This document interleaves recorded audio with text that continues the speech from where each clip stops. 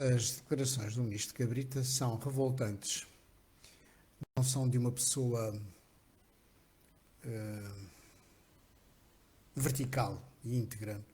São de alguém que está a tentar sacudir a água do capote. Eu quero recordar as palavras do advogado Pedro Borges de Lemos, que hoje no Facebook disse que, como advogado, assume a responsabilidade do que vai dizer. Que, dadas as circunstâncias, um carro ao serviço da República com um ministro como passageiro, a responsabilidade é direta do ministro. Como é evidente. Um carro ao serviço da República com um ministro como passageiro, a responsabilidade é direta do ministro.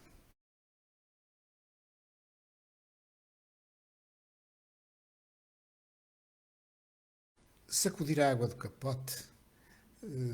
Eu sou um passageiro? Por amor de Deus, Cabrita, você já é crescidinho.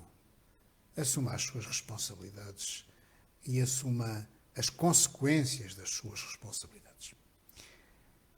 Soubemos também que a velocidade não era 120, como devia ser, mas 166 km por hora. Poderia ter-se verificado, não temos dados para isso, a diferença entre a vida e a morte.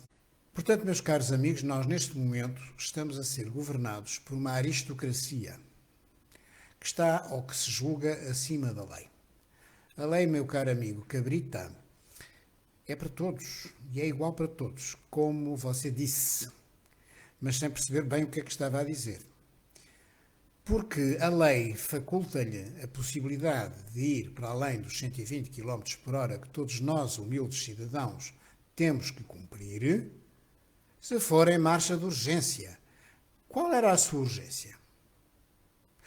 Que serviço da República era esse tão urgente que exigisse essa marcha de urgência? E, por outro lado, a marcha de urgência tem regras. E como qualquer outro motorista do INEM ou dos bombeiros lhe poderá explicar, assim que é ministro, a emergência tem que ser adequada às condições em que se guia. A marcha de urgência não se pode fazer passando por cima das pessoas.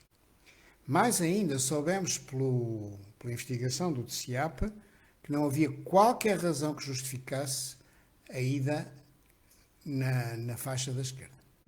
Que não havia qualquer razão que justificasse a ida na faixa da esquerda. Sendo o senhor responsável, como diz muito bem Pedro Borges de Lemos, porque tem a direção efetiva daquele veículo, dadas as circunstâncias, não pode sacudir a água do capote, tem que cumprir a lei e todos queremos saber qual era a urgência que o levava a não cumprir a lei. Demonstrou que vários ministros o fazem. Andam acima da velocidade. Não porque seja necessário, mas porque eles julgam que podem, mas não podem, só se forem a marcha de urgência e se ela for justificada. Portanto, estamos perante uma aristocracia que nos governa e que se julga acima da lei, acima de nós, mortais. Deslumbrada com os carros de gama alta em que se pode pavonear, novos ricos da aristocracia, chegados, portanto, aqui há pouco tempo e com este poder nas mãos, consideram que podem tudo fazer, que podem tudo esmagar e que podem fazer sofrer uma família 6 meses, usando de tudo e de todos os argumentos para adiar este inquérito, para ver se safam. Não, ministro Cabrita. As pessoas não são capazes e não aristocratas que nos governam. Vocês não estão acima da lei. Julgam-se que estão. E por isso mesmo não a cumprem. Mas não pode ser assim porque vocês não são de facto uma aristocracia, mas comportam-se como tal. E mesmo a aristocracia tem limites e mesmo a aristocracia tem regras. E vocês chegaram há muito pouco tempo a esta aristocracia de República de Bananas E por isso se comportam todos como orangotangos. Com todo o respeito pelos orangotangos.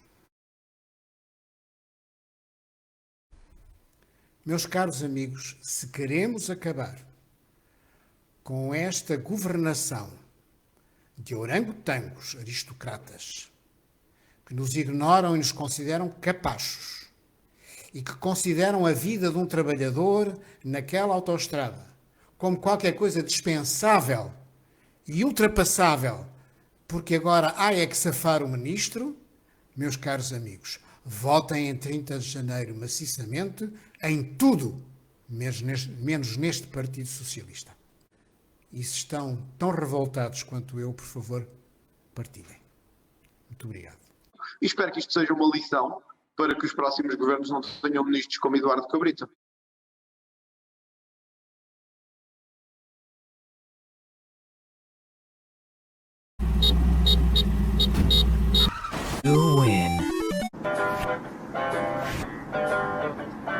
E hoje, com a acusação do Ministério Público, soubemos que tinha havido uma série de contradições e de mentiras no discurso de Eduardo Cabrita e no Ministério da Administração Interna.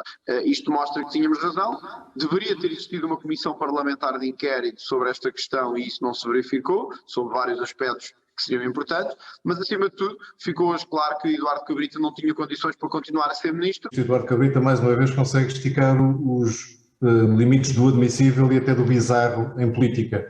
Porque mesmo este dia de admissão, que começou com aquele comentário absolutamente inadmissível sobre ser apenas um passageiro numa situação onde tem óbvia responsabilidade também política, o ministro foi um péssimo pedido de demissão, porque começou com um autoelogio completamente deslocado, depois não assumiu as responsabilidades que teve no acidente, chegou a usar uma frase que o automóvel foi vítima de acidente. Não foi o automóvel que foi vítima, foi Nuno Santos que foi vítima.